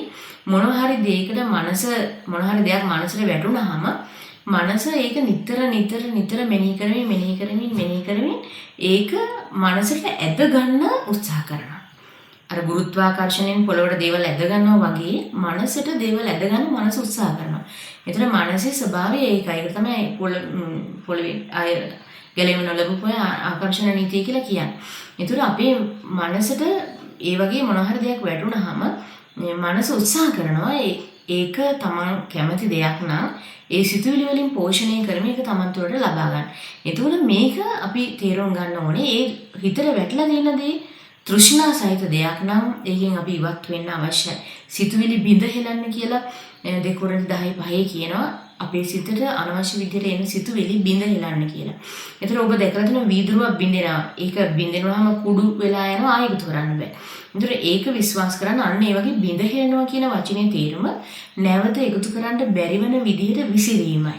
ඒතර ඔබගේ සිතුවිල්ල බිඳ හෙලන්න ඕනේ නැවත එකතු කරන්න බැරි වෙන විදිහට. ඒ තෘෂ්ණාවේ සිතුවිලි බිඳ හෙලන්න. යේසුස් වහන්සේගේ නාමයෙන් මම මේ තෘෂ්ණා සහිත සිතුවිලි බිඳ හෙලනවා කියලා. ඒව බිඳ හෙලනකොට ඒක ඔබ වරක් දෙවරක් එහෙම කරනකොට ඔබ මේ තත්වයෙන් සම්පූර්ණ නිදහස් වෙනවා. දැන් මනසට මොනවා හරි අනවශ්‍ය දෙයක් වැටුණ නිසානේ ඒක දලුලාන ලියලලා ගහක් වගේ හැදීගෙන ආවේ වැරදි පණිවිඩේ. දැන් මම ඔබට යෝජනා කරන්නේ මනසට මොනවා හරි දෙයක් වැටෙනකන් ඉන්න එපා. මනසට මොනවා හරි දේවල් වට්ටන්න. මනසට අසයින්මන්ට් බාර දෙන්න. මනසට වැඩ බාර දෙන්න. මොනවද වැඩ? දෙවියන් වහන්සේ සමග ඔබ තියෙන සම්බන්ධතාවය වැඩි කරන, ඔබගේ ආර්ථිකය වැඩි කරන, ඔබගේ සුවය සෞඛ්‍ය වැඩි කරන, ඔබගේ පවුල අතර තියෙන සම්බන්ධතාවය වැඩි කරන, සභාවේ දේවල් සේවය වැඩි කරන අසයින්මන්ට් ඔබගේ මනසට බාර දෙන්න. උදාහරණයක් හැටියට මම මේ නිවාඩු කාලේ පරණ යථාර්ථයේ පොත් ටික කියවලා ඉවර කරනවා. මම බයිබලෙ කියවලා ඉවර කරනවා. මම 15 දෙනෙකුට මේ මාසය ඇතුළත සුභාරංචි කියනවා. ඔවුන් ගැලවීමට ගෙනිනවා. මම මාස 6ක් ඇතුළත 3 දිනක බෞද්ධිෂ්ම කරන්න උත්සාහ කරනවා. මම අවුරුද්දක් ඇතුළත සභාවක් හදනවා. මම මාස 6ක් තුළ කියාසෙල් එකක් නිර්මාණය කරන්න උත්සාහ කරනවා. මේ වගේ මොන හරි අසයින්මන්ට් නැත්නම් ඔබගේ ආර්ථිකය ගැන මම මේ මාසය තුළ මෙවැනි ආදායමකට ගමන් කරනවා. මේ වගේ මනසට ඔබ යහපත් වැඩ බාර දෙන්න. එතකොට මනස ඒ සිතුවිලි වලින් ඒක පෝෂණය කරලා ඔබ හරි මාර්ගය අරගෙන යනවා. හැබැයි කොයි වෙලාවකවත් කිසිම වාතාවරණයකටවත් කිසිම පුද්ගලයෙකුටවත් කිසිම භෞතික දෙයකටවත් ඉඩ දෙන්න එපා. ඔබගේ මනස තුල ඒගොල්ලන්ට කැමති දේවල් කරලා ඔබගේ මනස තෘෂ්ණා සහිත කලාපයකට ඇදලා දාන්න. ඒ වෙනුවට ඔබ මනසට වැඩ බාර දෙන්න යේසුස් වහන්සේත් එක්ක තිබෙන සම්බන්ධතාවය සහ ඔබගේ ආශිර්වාදවල උරුමය වැඩි වෙන පැවරුම් ඔබගේ මනසට ඔබ බාර දෙන්න. මෙන්න මේ ක්‍රියාකාරකම තුල ඔබ ගමන් කරනකොට ශුද්ධාත්මයන් වහන්සේ සමග ගමන් කරන ජීවිතේ තියෙන බාධාව ඔබට අයින් කරගන්න පුළුවන්. අපිට මොනවා හරි සිද්ධියක් වැරදි සිදුවීමකට අපි අත තියලා ඒක වුණාට පස්සේ කියන්න බෑ හරි දැන් ඒක උනායි වැඩි ඉවරයි දැන් අපි ඉස්සරහට යමු කියලා අපිට එහෙම ලේසියෙන් ඉස්සරහට යන්න බෑ. අපි අතින් දෙයක් සිද්ධ වුණාට පස්සේ ඒකේ ප්‍රතිඵල තියෙනවා. ඒ නිසා ඒ ප්‍රතිඵල සමහරට අපේ ජීවිතයේ එවෙලම බලපාන්න පුළුවන් නැත්නම් පස්සේ කාලයකට පස්සේ මේ ප්‍රතිඵලන් අපේ ජීවිතේ එන්න පුළුවන්. ඒ හින්දා අපි යම් ක්‍රියාවක් සිද්ධ කරනකොට ඒකට පෙර බොහෝ දේවල් හිතන්න තියෙනවා. ක්‍රියාවක් කියන්නේ බොහෝ විට එකසැරේ සිද්ධ වෙන්නේ නැහැ. ක්‍රියාවට කලින් වචන එළියට එනවා. ඒ වචන වලට කලින් සිතුවිලි එළියට එනවා. ඒ සිතුවිලි වලට කලින් අපේ හදවත තුළ මේ බීජය තැන්පත් වෙනවා. ඒ නිසා මේ බීජය තැන්පත් වෙනකොටම අපිට ඒක විනාශ කරලා දාන්න පුළුවන්. ඒක වැරදිනා. ඒක නිවැරදි බීජයක් නම් අපි තැන්පත් කරපු නිවැරදි බීජනේ. බීජය සිතුවිලි වලින් පෝෂණය කරලා වචන වලින් එළියට දාලා ඒ වචන තුළ ක්‍රියාව සම්පූර්ණ කරන්න පුළුවන්. ක්‍රියාව ධර්මිෂ්ඨ වුණොත් අපි යහපත් මාර්ග තුළ ජයග්‍රාහීව ගමන් කරනවා. නමුත් ඒ ක්‍රියාව වැරදි වුණොත් අපිට ඒක අයහපත් ප්‍රතිඵල තිබෙන නිසා ඔබ මේ තෘෂ්ණාව කියන දේ ගැන සැලකිලිමත් වෙන්න අවශ්‍ය කාරණයක්. අපි තුන්වෙනි කාරණයට යනවා. ඒක තමයි බැඳීම. ශුද්ධාත්මයන් වහන්සේ සමග ගමන් කරන්නට බාධාව තිබෙන තව කාරණයක් තමයි අනවශ්‍ය බැඳීම් වලට ඇතුළත් වීම. උදාහරණයක් හැටියට මම කලින් ගත්ත උදාහරණය වගේ මම හිතනවා මට කාගෙන් හරි සල්ලි වගේ අරගෙන ඒක ආපහු ගෙවලා නැහැ. ඒ නිසා මම වැටුණා. එයා මට ඒ සල්ලි ටික දුන්නේ නැති නිසා මම මානසිකව වැටුණා. එයා නිසා තමයි මම දිලිඳුනේ. මගේ ඔක්කොම වැඩ නතර වුණේ එයා නිසා. එයා හින්දා මගේ හැම කාරණයක්ම පසු බැහැලා තියෙනවා. මෙන්න මේ විදිහට අපි හිතනවා යමෙක් නිසා මගේ කාරණා පසු බැස්සා කියලා. යම් වාතාවරණ කොරෝනාව නිසා මට මේ දේවල් වුණේ. කොරෝනාව නිසා. එතකොට මෙන්න මේ වාතාවරණය ආපු නැත්නම් වැස්ස නිසා මට මේ දේවල් මේ කාල දිගටම වැස්සනේ. ඒ නිසා මට මේ දේවල් බැරි වුණේ. ඒතර මෙන්න මේ වගේ වාතාවරණයන් සහ පුද්ගලයන් සමග අපි බැඳීම් ගත වෙලා ඉන්නවා අපේ ජීවිතය පරාජයට ඉලක්ක කරමින්. ඒතර මෙන්න මේ බැඳීම් අපේ ජීවිතෙන් ඉවත් කරන්න අවශ්‍යයි. උදාහරණයකට ඔබ හයි මගින් මේ කොරෝනාව ඉවත් කරන්න කොහොමද? ඒක බැඳීමක් නම් ඒකෙන් මම අයින් වෙන්නේ කොහොමද කියලා. නෑ මම කියන්නේ ඔබ ඒ සම්බන්ධ මානසික තත්වයෙන් අයින් වෙන්න ඕනේ කියලායි. උදාහරණයකට යෝසෙෆ් පොතිපරගේ ගෙදර වහලෙක් වෙලා හිටියේ. නමුත් අන්න ඒ කාලේදී යා කෝටිපතියෙක් වගේම පොහොසත් ධනවත් මිනිසෙක් වුණා. හේතුව එයා තුළ තිබුණ දෙවියන් වහන්සේ සමග තිබුණ ජයග්‍රහී මානසික තත්ත්වය තමයි එයා ජයග්‍රහණයට ගෙනා. ඒතර ඊසාක් නියම් කාලයේ තමයි වැපිරුවේ. වපුරලා සඵලවත් වුණේ. ඒතර නියම් කාලයේ කොහොමද ඊසාක් සඵලුනේ? හැමෝම නියම් කාලේදී කැම නැතුව ඉන්නකොට. ඒතර එයා දෙවියන් වහන්සේ සමග තිබුණු සම්බන්ධතාවය නිසා ඒ තිබුණු දෙවියන් වහන්සේ සමග හරි බැඳීම තමයි ඔබ සඵලත්වයට ගෙනා.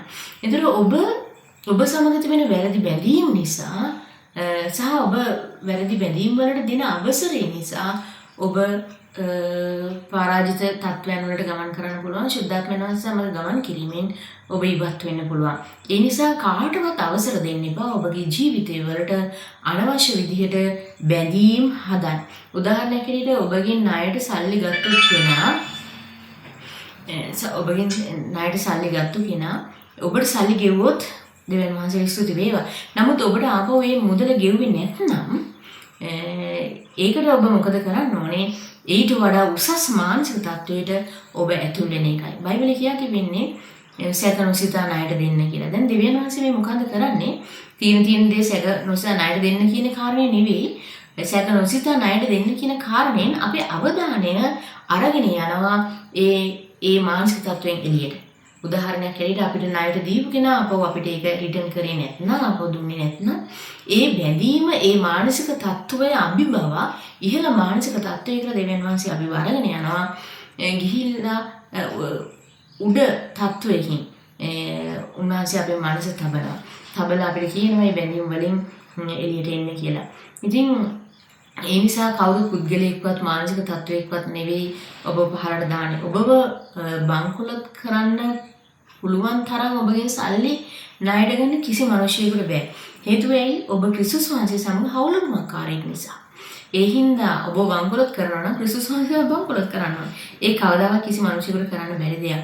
ඒ හින්දා කිසි මිනිහෙකුට වාතාවරණයකටවත් බෑ ඔබ සමග ඇති වුණා වූ ඒ බැඳීම් කරන කොටගෙන ඔබ පීඩාවටපත් කරන්න. ඒ හින්දා ඔබ වඩා ඉහළ මානසික තත්ත්වයකට ඇතුල් වෙන පුද්ගල වාතාවරණ සහ ද්‍රව්‍යමය බැඳීම් වලට ඔබගේ ජීවිතය වෙනත් දිශාවල් වලට ගමන් කරවන්න හරවන්න ඉඩ සලසලා දෙන්න එපා.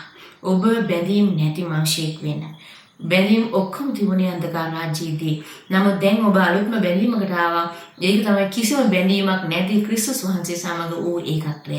අනේ ඒකත්වයේ තුල ඔබ ගමන් කරන්නේ හරිම අද්විතීය විදිහට කිසිම බැඳීමක් පරාජිත බැඳීමක් ඔබ බන්ධනයට අහු කරලා ඔබ තිරින්ග දාලා නවත්වන්න කිසිම බැඳීමකට බෑ.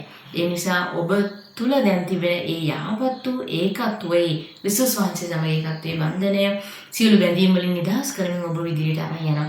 ඉතින් මම මේ කතා කරේ ඔබට ශුද්ධාත්මයන් වහන්සේ සමග පූර්ණකමින් මේ ගමන් කරන මේ ජීවිතයේ තිබෙන බාධාවක් ඔබ සමාව නොදී සිටීම, ඒ වගේම ඔබ තෘෂ්ණාව නිසා ඔබගේ දිශා නැති වෙනස් වෙලා ඒකට මීට ඔබ ගමන් කරන එක, ඊළඟ එක යම් යම් පුද්ගලයන් වාතාවරණ සහ ද්‍රව්‍ය එක ඔබ බැඳිලා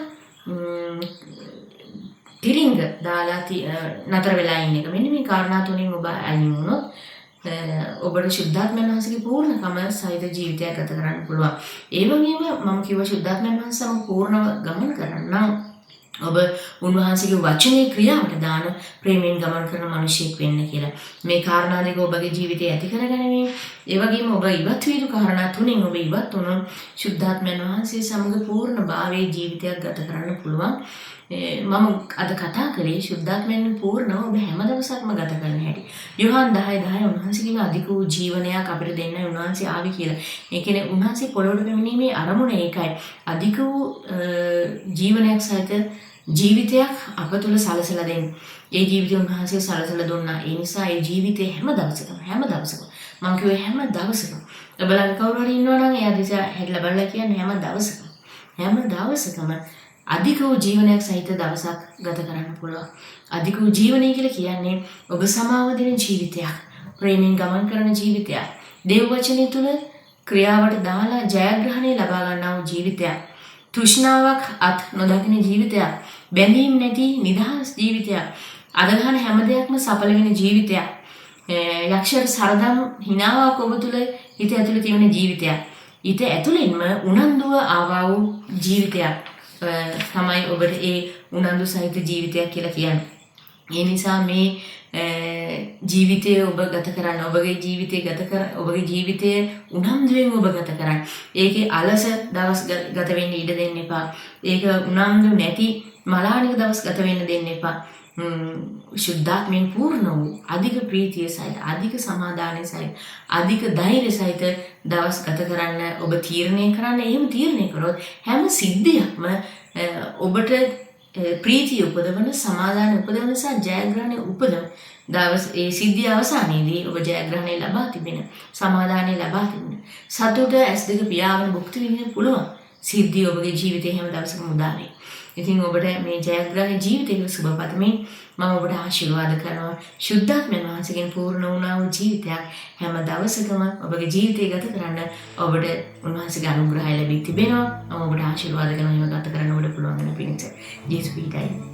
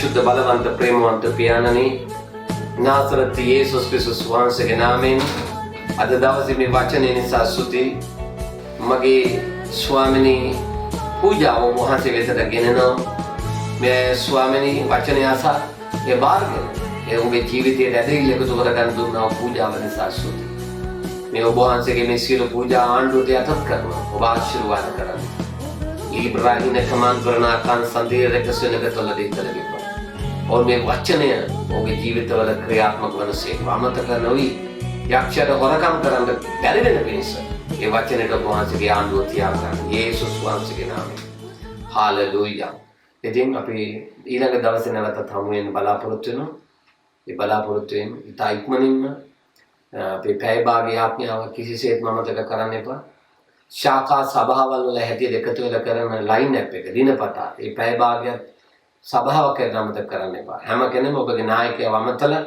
ඔබ කියන ඒ ලයින් අප් එකට මාව සම්බන්ධ ඔබවත් සම්බන්ධ කරගන්න කියලා හැම රාත්‍රියේම 8 ඉඳලා 8:00 දක්වා ශාඛා සභාවල් වල මේ බෙදාගෙන මේ ලයින් අප් යාඥාව තිබෙනවා එනිසා ඔබේ ශාඛා සභා නායකයෙක් මඟ පෙන්වනවා නිසා පැය භාගයේ යාඥාව දංගල් යාඥාවක් ඇද්ද පැය 24ම නොකඩවාම යනවා බාරගත්තු අය ඒ දෙක කරයි නායකයෝ COV1 COV2 බැක් ගෲප් වල නායකයෝ අනිත් අයව ධෛර්යමත් කරන්න ඔවුන් ශක්තිමත් කරන්න ඔවුන් කිසි කෙනෙක් වැටෙන්න තියන්න එපා නායකයෝ ඔබගේ ෆෝන් එක හැම වෙලාවෙම මොන් එකේ තියාගන්න වැඩ කරන්න හාලෙලූයා අපි අවසන් කරමු ස්වර්ග බලධාරී ਸਰව පරාක්‍රම මහෝත්තම පියාණනි අද දවසේ මේ වචනය ගෙනෙන්නත් වචනය අසන්නත් ස්වාමිනී සජීවීව සම්බන්ධ වෙන්නත් අපිට දුන්නු අවස්ථාව නිසා ස්තුතියි මේ සම්බන්ධ වුණු හැම කෙනාම මේ වෙලාවේ අසන ඕන කෙනෙක්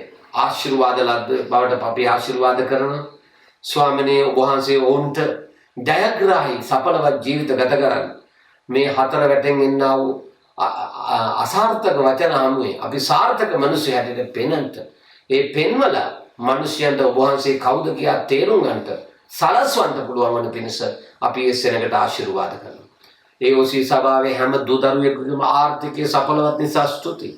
ඔවුන් සුවයෙන් ඉන්න නිසා ස්තුති. ඔවුන් වැඩ කරන නිසා ස්තුති. ඔවුන්ගේ ආඥාව හොඳට කරන නිසා ස්තුති. වචනේ කියවා තේරුම් ගන්න නිසා ස්තුති. ඔබ වහන්සේගේ ඊමට සූදානම් වෙන්න නිසා ස්තුති. බොහෝ බලාපොරොත්තු ඇතුව ජීවත් වෙන්න නිසා ස්තුති. සුභාරංචිය කරන්න මාර්ග හොයමින් ගොඩනගන්න ක්‍රම හොයමින් ලයින් අප් සූම් අප් වලින් ඒ පන්ති වලට සම්බන්ධ වෙන අය නිසා ස්තුති. සියලු ගෞරවයේ සියලු මහිමය ඔබ වහන්සේට අපි දෙනවා ස්වාමී වූ නාසරත් යේසුස් ක්‍රිස්තුස් වහන්සේගේ නාමයෙන් දැන් පියාණන් වහන්සේගේ ප්‍රේමය පුත්‍ර වූ යේසුස් වහන්සේගේ කරුණාවත් ශුද්ධාත්ම වහන්සේගේ සහභාගික මහා ජීවනය නිරන්තරයෙන් අප සියලු දෙනා සමගම පවතින සේක ආමේන් ආමේන්